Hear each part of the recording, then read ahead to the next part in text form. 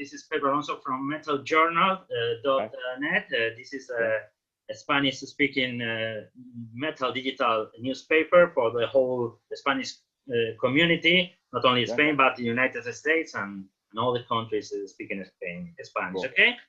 Got it. Okay, first of all, how is Tom, your vocalist and co-producer, after the problems he had during the recordings? How is he right now?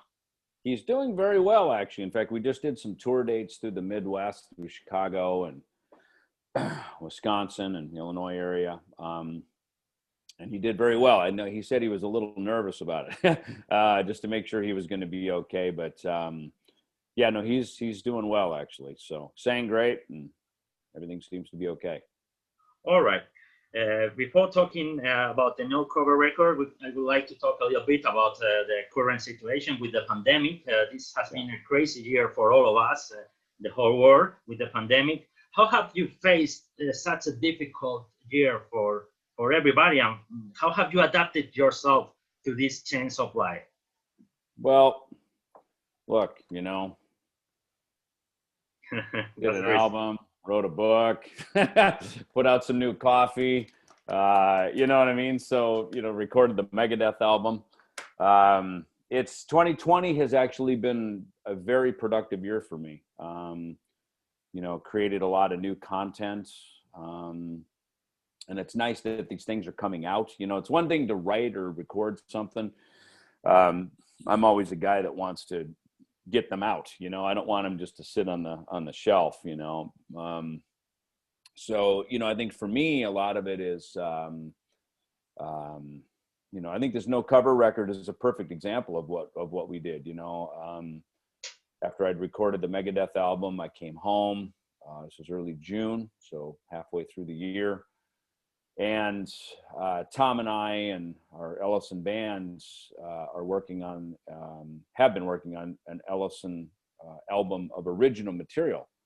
And we just thought, you know, rather than push that out and have it kind of fall between the cracks with no touring to support it, you know, and kind of prop it up, that's where the idea for the covers came along. And, you know, initially it was just have, you know, let's just do a few songs, and then it turned into a double CD of 18 songs. And, you know, and we just decided, look, let's let that replace the original LP. And, you know, now here we are in December, and with this album having just come out, and quite honestly, I kind of consider it a bit of a victory lap, you know, of a good thing that happened in an otherwise very challenging year. Not only the songs are great, and we didn't write them, so I can say that they're great. And then to have so many friends come in and be part of it, I think that's also great, because a lot of our friends were kind of wondering what this year was going to look like for them and what they're going to do. So I think when we get together and we collaborate, I always say we're better together, you know. Yeah. And I think this album is just proof of that. Okay, and how do you foresee the future for next year? Do you believe the vaccines will change this terrible situation? Are you optimistic for next year, or? I'm optimistic. I don't know how long it's going to take. You know, I was at my doctor's yesterday. I got a COVID test, came back negative. I didn't have any symptoms. I didn't expect it to not be negative. But I get checked. I've been checked 4 times this year, just because, you know, I'm out. I'm you know, out doing things, and I mask up, and I definitely take precautions. But you know, just because I want to make sure I'm not a carrier, you know, and giving it to anybody else. And so, you know, talking to him, I mean, I was asking him, I said, hey, from a medical profession, you know, what do you think? You know, Megadeth has festivals on sale. We've got, you know, shows, and my own Ellefson band's got some, you know, touring next fall to go to Australia and Japan. You know, looking to announce a European tour and all this stuff. And he just said, he goes, you know, in his opinion, he was the second doctor I've talked to this week. And he said, he goes, I think it's late next year in 2022. Mark Geiger from CAA, one of the real prominent agents there, that's what he said this summer. He said, he goes, 2022, like, that's just what it is. Now, again, it's all speculation. I mean, these festivals are putting, we're in Megadeth announced on Download for June. I hope that happens. I love Download. Grass Pop. So I hope they happen in some form. And of course, the main thing is, look, we want it to be safe for everybody. We don't want to get sick. We don't want our fans to get sick. So there is a social responsibility right now and all this stuff too. But, I think for all of us, we just kind of saying yes, and you hope it plays out. And if it doesn't, you got to be a little flexible. It's just the world we live in now, I think, for the next year or so. Okay, some musicians have already told about a kind of a vaccination document, an app or something like that could be needed to show in order to attend a concert. If you have the vaccine, you can enter. If you haven't, you cannot. What do you think about this? Well, it's funny. I was just on a chat this last week with a doctor from Canada, and he said, he goes, look, the public health safety is above the Constitution of the United States, for instance, right? Or maybe in Canada it applied. And, while you maybe can't force somebody to get a vaccine, you can say, hey, you're not allowed in my place of business unless you've been vaccinated. So that could happen. I mean, they may, as I understand that with the vaccines, it's kind of creating this herd immunity, where if the majority of the population has the vaccine, eventually, of course, the virus dies out and it's gone. Doesn't mean every person has to get it, but the majority has to have it at some point. So, and I kind of wonder, as an entertainer, in order to be under contract and get paid to do the show, are they going to make us almost like medical workers, like frontline medical people? It's like, hey, you're on the front line, sort of, engaging as the performer to do these shows. You need to be vaccinated, so who knows, Yeah. Look, I remember as a kid, I was getting vaccinated in school. We'd have to get the little form signed by our parents, and we'd get in line and they'd give us, I remember it was in the left arm, they gave the shot and it fucking hurt, man. And, but we all got it. And I don't know, I think it was maybe for the measles and the mumps, which is, now gone away. By the time I was getting shots in the 70s, I don't think I got a polio shot. Polio had gone away. Yeah. So, we've lived through these times before, never something obviously to the degree of COVID-19. I mean, obviously this has shut the whole world down. So, okay. Well, who knows, man? It's all speculation, All right. Yeah. Okay, let's gonna talk a little bit on your new record. No Cover could be described as an homage, recognition to your musical roots, and Tom's also, your musical roots when you were growing up. Oops, sorry. Yeah, no, I hear you. Yeah, Okay. yeah. I agree. Yeah, it very much is. That's yeah. I don't know if that was the rest of your question. Yeah, if I'm not wrong, I reckon all the songs were originally released between 74 and 84, with the exception of the Fight song.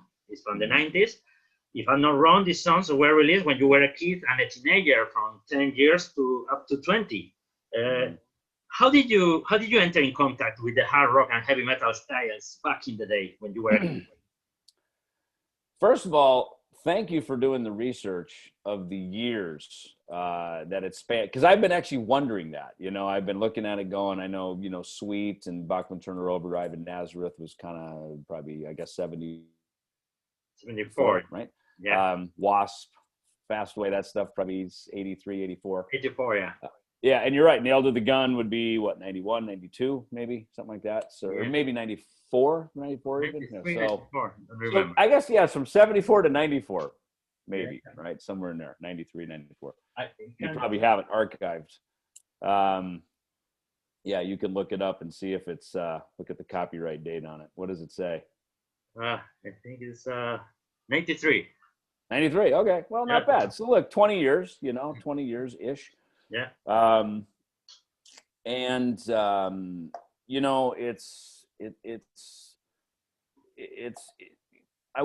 My thing with it was I didn't want to do covers just because they were popular. In fact, it was more fun for me to go deep into the songs that really impacted me, like Not Fragile, Sweet F.A., Love Hurts.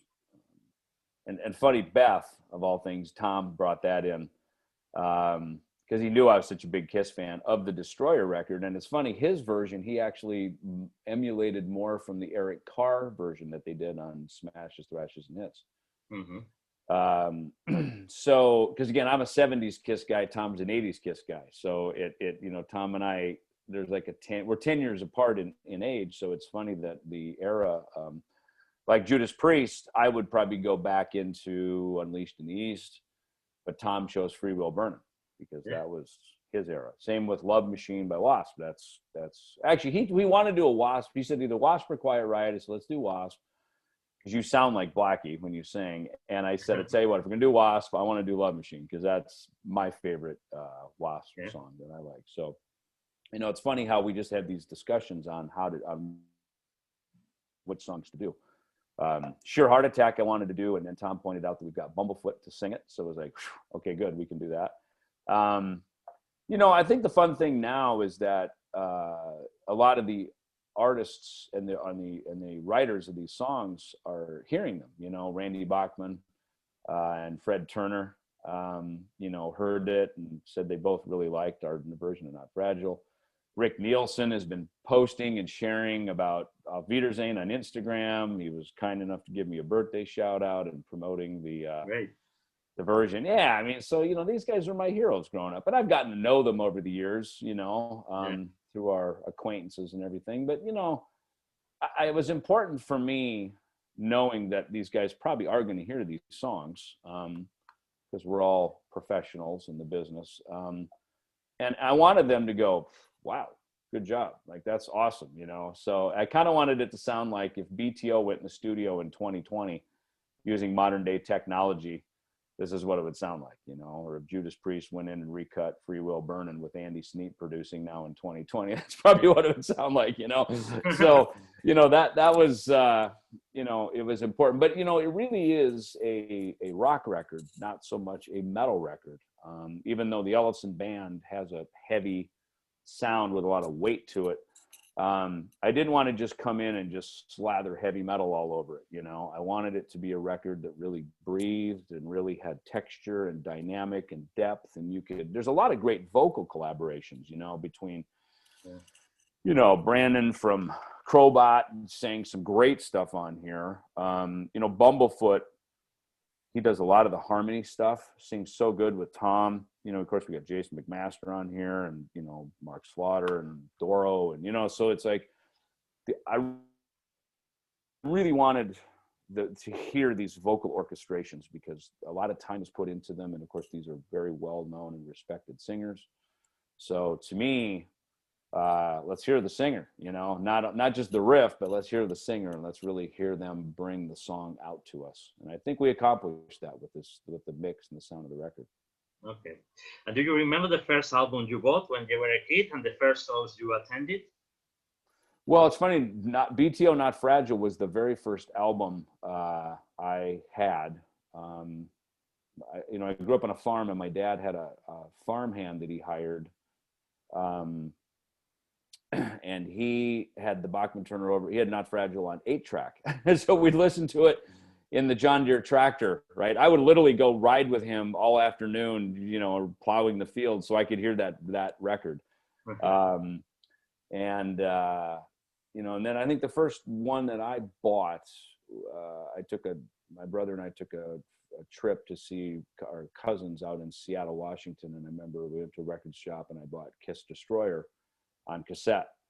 And that thing didn't leave the cassette player for years, it's and even today, like when I'm traveling, I've got some certain travel CDs, and Destroyer is one of them. I put everything on my iPhone, of course, and I'll just listen to it. I'll pop it on and I'll hear Flame and Youth and Sweet Pain and Do You Love Me? And it's just, oh man, it just takes me back. It takes me back to Seattle when I was 11 years old, you know, the summer of, I guess, 76 when that record came out, you know, and it just takes, you know, it's funny that, well, music can do that like that. It can transport you in time, you know.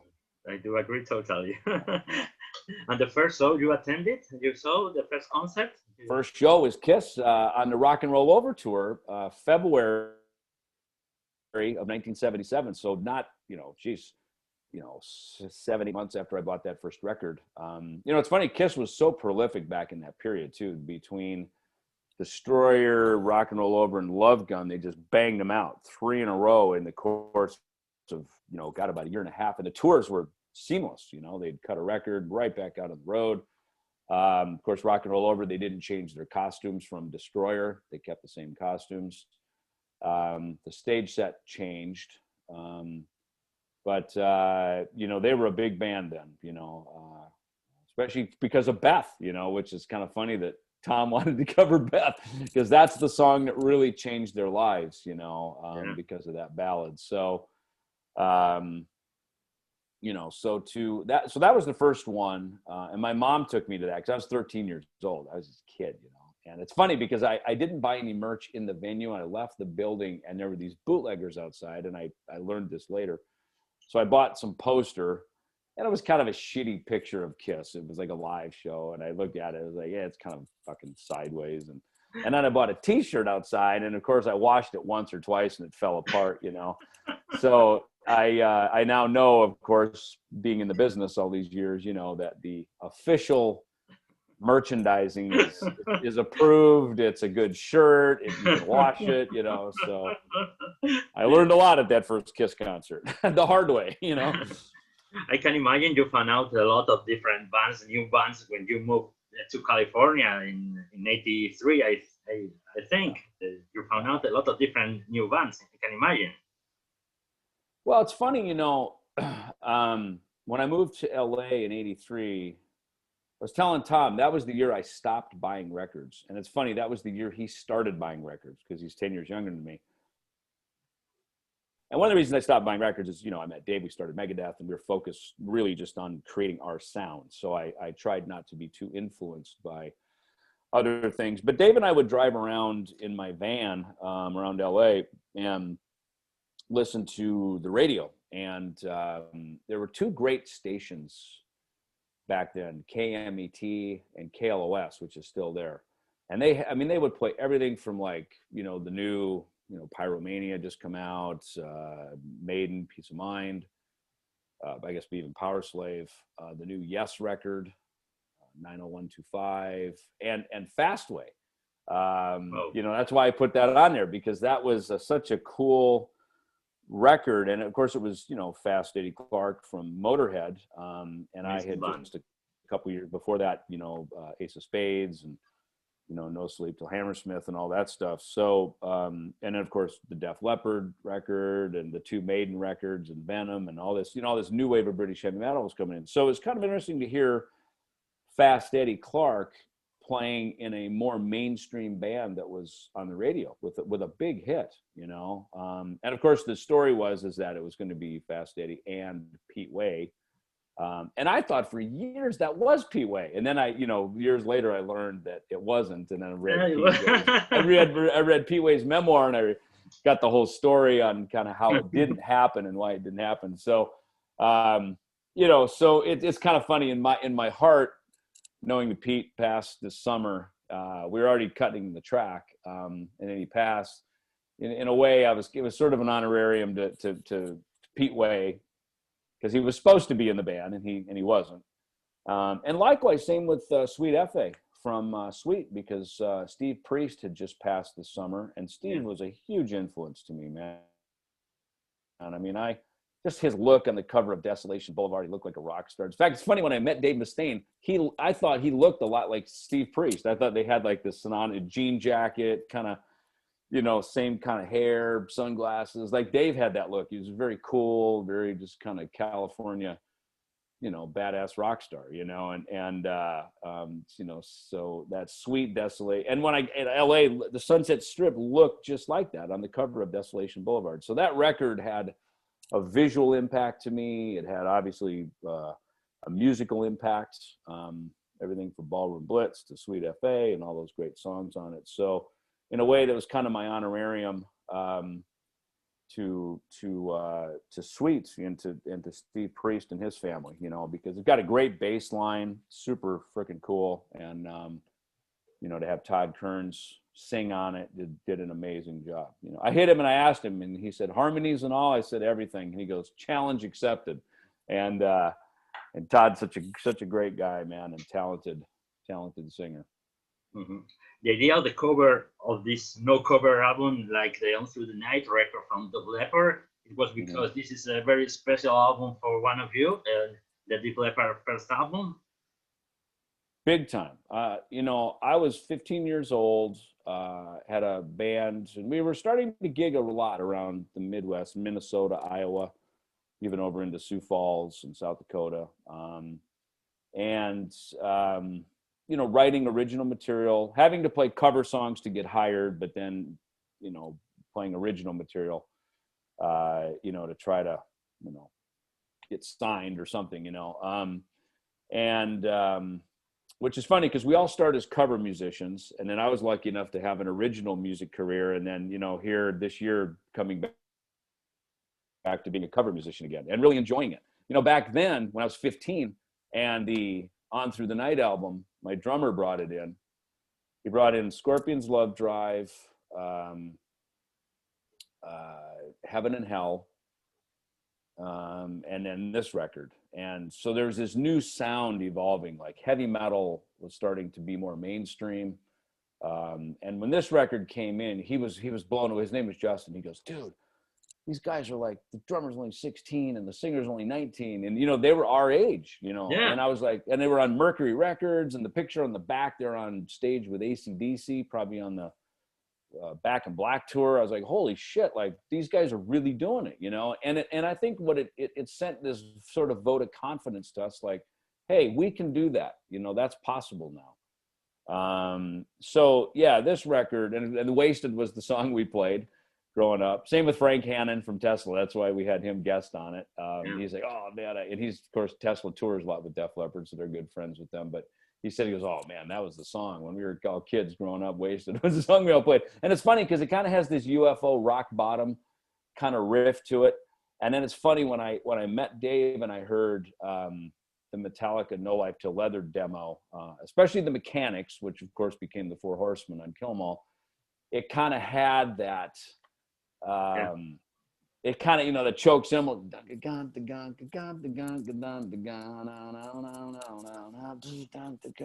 you know what I mean? Like Lars really, he copped that,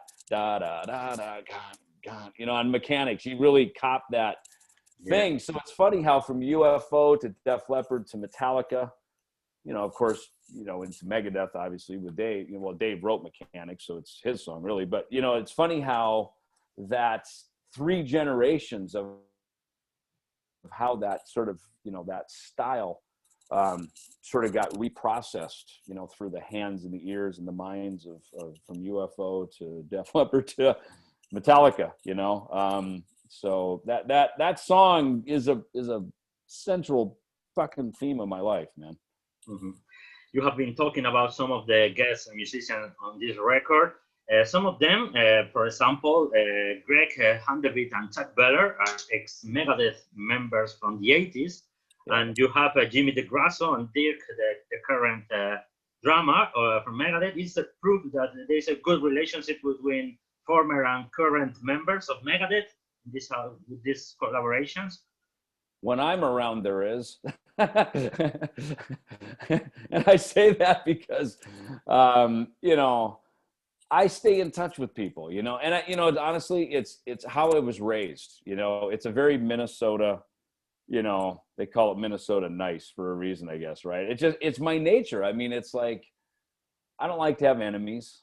If there's a problem, I like to resolve it and get it put behind me, and have peace, with people. So look, bands, you know, we're all, it's funny, we're all the same 4 or 5 personalities in every band, whether you're Kiss, Metallica, Megadeth, Iron Maiden, you know, Toto, Night Ranger, you know, it's kind of the same combination of people that make up a band, right? And sometimes, look, personalities, you know, rub, you know, with different people. And so now you have a former member, you know, and a new member. So, you know, like in the case of Megadeth, you know, we've got new Dirk, former Jimmy, former Chuck, you know, but those guys served a really, you know, pivotal purpose at that time, you know, and obviously their legacy is amazing, you know, with the band. And look, sometimes after you know, being in a band it's like being in a relationship or a marriage, you know, because you're all in, you know, you're living together, you're making music together, you're eating the same food, you're doing the same drugs, sometimes you're even dating the same girl, who knows, you know what I mean? So it gets deep, you know, it's intense. And of course there's money, which that's always a hot button topic, you know, splitting up the money and, you know, and all that kind of, you know, as the drummer's packing up his kit and the singer's standing over, you know, hey, how come you're not helping? You know, he's over talking to a girl in the corner at the bar, getting drunk, trying to get laid. And you're like, hey, come on, help us. He goes, I put my microphone away, dude. You know, I mean, we know, right? Bands are bands. We are who we are. So you know, it's funny when you go back and you kind of reconnect with people. And Jimmy and I've stayed connected with, and Chuck, you know, we kind of lost touch for a long time, but you know, he comes out always to the Megadeth shows, and we let him sit back behind the amps. He'll like hang back there with Dirk and with Sean Drover when he was in the band and stuff, you know. So Chuck's a good dude, man. So it's fun. And Greg Handovit, you know, Greg and I, you know, we grew up together. I've known Greg since 5th grade. We met in the hallway over a discussion about Kiss. I mean, that's how far back we go, you know. So our whole friendship has been based on music. We played in bands together. We moved to LA together. He actually played with Dave first. You know, we met Dave. He goes, dude, we got to fucking play with that guy. That guy's awesome. I said, I know. So he started playing guitar with Dave. And then he told Dave, he said, look, you know, get rid of this other bass player guy. Get Ellefson in here. So he brought me in. And then, you know, that's when we were jamming together. And then one day we decided to call the band Megadeth based on a song Dave had. In fact, it was Greg's idea. He's like, let's call the band Megadeth, you know. So yeah. You know, so Greg's got a history there. And then he went back to Minnesota, but, you know, we stayed in touch and everything. And so it's just fun, you know, to be connected, you know, and stay in touch with people because, you know, even if it was just a moment in time you shared in a band, that is a moment, man, that like people just don't get that experience. You know, when I'm out when my kids were young and I'm out at the soccer games with my kids and I'm talking to, you know, dads who are bankers and real estate guys, and they'd always come over, you know, these guys got big careers and make a lot of money, and they'd always want to come over and talk to me about what happened in rock and roll, you know, and so, because those are just stories, it's a very unique life, you know. So to me, I think a lot of this being connected is all of us bringing our story together, you know, and, you know, and it's fun to share it through a song and through music. Next year, you're going to release some stuff with Megadeth. You are not sure it's going to be some singles or even the record. It depends on the COVID situation. I have heard about it's going to be really ferocious stuff, really strong stuff, like maybe Peace Selves or Rust in Peace or Countdown to Extinction. Can you advance me anything? Because I reckon you have done all your bass parts. Yeah, I mean, look, you know, putting records together it's a process, you know. So I can't really talk about it yet because it's not done, you know what I mean. So it's and of course once you start laying down vocals and you start orchestrating things and adding overdubs, things develop and they turn new corners. So you know, it's people are going to be happy. I mean, if you like Dystopia, you're going to love it. I think if you like Rest in Peace, you're going to love it. It's, you know, Megadeth doesn't just make a one-dimensional record. You know, we've shown that over the years. Even Peace Sells, there's diversity, you know. Countdown to Extinction had diversity. Even Dystopia, you know, had Poison the Shadows, Conquer or Die, you know what I mean, as well as Fail Illusion and all the thrashy stuff. So, you know, Megadeth records are always very balanced. And there's a lot of musical ability in the band. So we try to let that speak and let it be heard. Okay.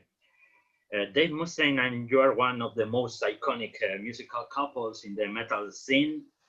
How could you define your relationship with Dave? You have been talking before that it's like a marriage being with the members of the band. But how could you define your relationship with Mustaine? Well, it's changed. You know, when we first started, Dave wrote everything. It was all pretty much, you know, we sat in a room, we all kind of spitballed and talked about things, especially when Greg Hannibal was there. But, you know, Dave very much wanted to be in charge. And you could tell a lot of that was based on what happened with Metallica. And I even, in his book, he talked about that. He said, you know, he realized his name wasn't on the Metallica contract, and then they booted him out of the band. And he said, never again would I not pay attention. So he, you know, to his credit, he's definitely paid attention. And I got to give him credit for that. I do the same thing in the Ellefson band. You know, it's my name on the door. I got to really pay attention, and the buck stops with me. And I think Dave feels that way with Megadeth, that, hey, the buck stops with him, you know. So look, we've gone, the 90s was obviously a very collaborative period with that lineup. We were very prolific. We wrote some of the, you know, fan favorite records. And then we've had to go through a lot of other stuff, you know, a lot of times when heavy metal wasn't in vogue, it wasn't in fashion. Seattle music, new metal, and all kinds of other things came in that were, you know, kind of the flavor of that day. Yet, you know, Megadeth is, you know, and Metallica have stood through that, you know, really the big four, quite honestly, Slayer as well, and Anthrax. So, you know, those things require flexibility in a relationship, you know, and I, one of the things I've always admired about Dave is he's a fighter, man. I mean, he will really fight for what he believes in. And I realized right away, get behind him or stand next to him. Don't get in front of him. You know, that's kind of, I think, why our friendship and why our band relationship has worked, you know, is you know, just get behind his vision. It's, you know, when someone has a vision, sometimes it's hard. You know, vision is kind of like you see something that others can't. And with Megadeth, Dave has been great with that. You know, he really has. And when managers and people have tried to sway him, he's kind of gone down that road a little bit because he knows, well, I've hired a manager, I should take their direction. But he knows right away when it's not right, and he will he'll pull back going, that I'm not doing that. That's not right. I can't do it. And I think that's the thing the fans respect about Dave, is they respect his authenticity and his uncompromising methods. And that's a hallmark of Megadeth. And, you know, Dave certainly gets the credit for that. Okay. If we look back to the classic albums from the Megadeth classic albums of the 80s and 90s, all of us, all the Megadeth fans have their own favorite records. I don't know, it might be Peace Sells, So Far So Good, Rust in Peace, Countdown, Euthanasia. I don't know. Do you have any special memories from any of them that is, I could not say your favorite because you have been part of all of them, but any of them that is special for you? Well, they all have a place, you know. Risk was an uncomfortable record to make. And I think the fact that it was uncomfortable pushed us to one point. Obviously it was uncomfortable for a reason, because I think it sort of put us out into a place that we weren't comfortable. You know what I mean? And you know, it was what it was, you know. At the same time, you know, the 13 record was probably one of the more fun, easy records I've ever done with Megadeth. I had just come back to the band. We toured for a year. Dave wrote, for the most part, all the songs, and it was just fun to go in and just play bass and record. You know, it was, and working with Johnny K.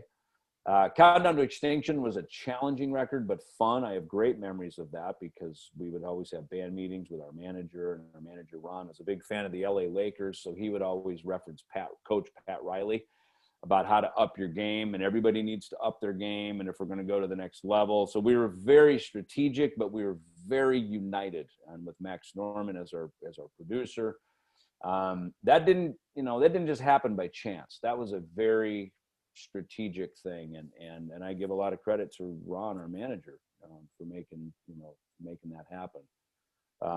So, you know, they all have, you know, it's funny, you know, Peace Sells was fun, as poor as could be. I was so broke, and we all were, me and Dave especially, and, you know, so every day we got to the studio, at least we knew we'd get something to eat, we'd get some cigarettes and beer, and we'd get to make some music, you know. I mean, that's literally how primitive it was, you know. So, but it was just fun to be together, you know, and making a record. It felt, Peace Cells felt like we were turning a corner, like something good and big was about to happen. And it was funny because we were literally at the bottom, you know. And when you're down to nothing, you know, you look around for hope, you know. And it's funny how, you know, the universe, the creator, you know, he sort of handed that Peace Cells. There's something there. There's something. And maybe we had to be that desperate to write that music too. You know, I think that music came out of desperate times, created some amazing music.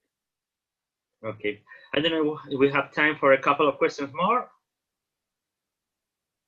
Yeah, maybe one more, because I actually got to get out the door. I got to get over to an appointment here. So as much as I love our conversation, I got something else. Yeah, it's a pity because I had a lot of questions. Yeah. Let's do one more. Just to know, because last year you had the opportunity to play along with KK Downing, ex-Judas Priest guitar player. What was about the experience? Yeah. Oh, I mean, incredible. I love Ken. I mean, KK and I always got on well back in 1990 and 91 when we were doing the Painkiller Rest in Peace tour. They just hit it off, you know. And I just love his image on the cover of Unleashed in the East with the flying V and the fucking leather boots and long hair. You know, to me, he is the epitome of a heavy metal rock star, you know. So then to get to tour with him and get to know him just as a person, and all the Priest guys are great. They're so chill and they're just cool guys. And which there's the theory, the heavier the band, the cooler the guys in the band, you know? Yeah. You know, and then, you know, he and I got connected through a mutual friend here in Scottsdale, a friend of mine. We got connected a few years ago, and we just, you know, it was fun just to kind of reconnect with him. And you know, for that event, which started just me emailing him saying, hey, what's your venue all about? Can I do a book signing? And hey, maybe we can jam a song. All of a sudden it turned into, you know, this big, huge night out, you know. And it was just so fun to watch Ken back on stage again, just being fucking KK Downing, and just the fans just gushing over him, and he was just smiling ear to ear. It was just great to see, you know. And I've been there, you know. There was a season, obviously, when I wasn't in Megadeth had disbanded, and then Dave put it back together again. And, you know, we had our little season there where we weren't playing together. And so I know what that's like, you know, when Judas Priest is out and they're doing well. They got a great record out with Firepower. You know, and you know, to just kind of lift Ken up and say, hey man, you're still fucking KK Downing, dude, you know. And we all know it. And, you know, even though you guys are not together as a band, as a, you know, member of the band, you know, we still dig you for who you are, you know. And it was just great to kind of, I've walked a mile in his shoes in that, and you know, at the end of the day, we're still people, we're still musicians, we still want to get out and play and rock, and it was just great to, you know, for us to, you know, just fucking lock arms and, you know, put a band together and get up and do that, you know. It really was a great way to close out 2019 last year.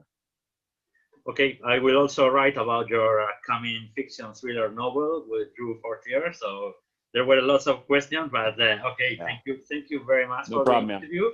Appreciate it. Thank you. It's been a pleasure to speak to you, and hopefully I can see you back again. I have seen you many times with Megadeth. First one was '92, the Countdown, the Countdown tour, when you played the Basque Country in San Sebastian back with Iron Maiden, Pantera, and Gun was the first one. I remember it well. Yeah.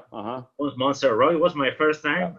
I was 18 at the time. I have seen you many times. Last one, I reckon it was 2018 in Barcelona, Rockfest Barcelona. Mm-hmm. And I hope you to see maybe 2022, maybe. Let's hope.